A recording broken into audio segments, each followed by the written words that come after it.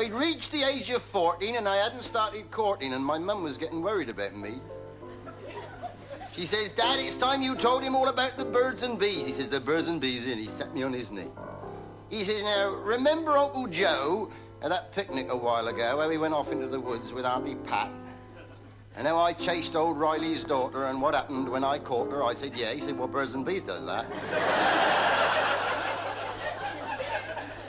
Dad works very hard indeed. Well, he got 10 kids to feed. Well, 10 and 7 nights to be precise. And we all wear hand-me-downs. And as I am the youngest and the others are all girls, it ain't very nice.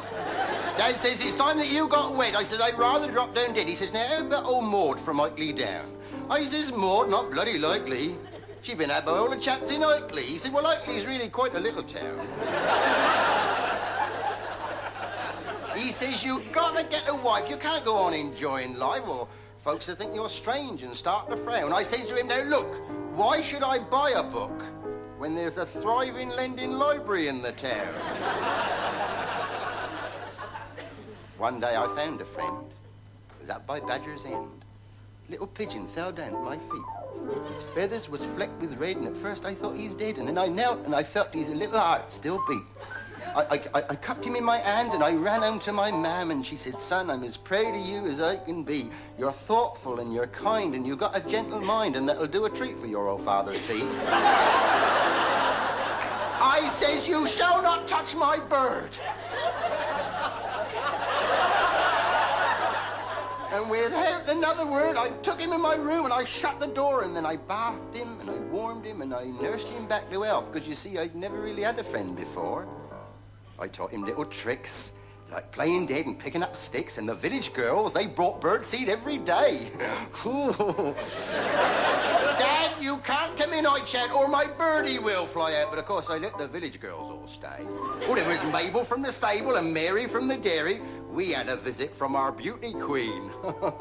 And that great big Betty Mavery. And she got her own aviary. Well, she got the biggest parakeets I've ever seen.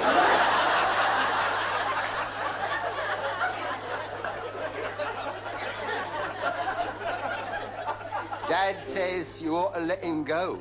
The mum, she says, oh, no, you just want to get some shooting practice in. But the vicar says, my son, it really isn't done, and to lock up a wild thing, well, that's a sin. One morning, when it was all still, I took him up to Badger's Hill. I lost the only little friend I had that day. Not a word I said, I just kissed his little head, and I opened my hands, and I watched him fly away. He circled up and round, and then he settled on the ground, and off he went straight up to the sky.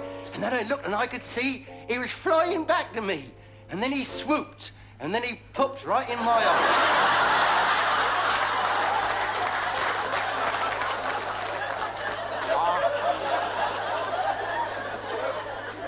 I thought, that's bloody rude. And cool, there's gratitude. I hope they never cross a pigeon with a cow.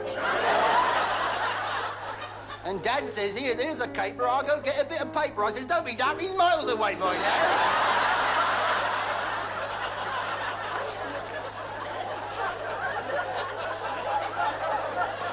Dad says, I know you lost a friend, but it's really not the end. You'll be married and have your family of your own quite soon. Well, I never said a word. But you see, that little bird had lured 18 little ravers up to my room.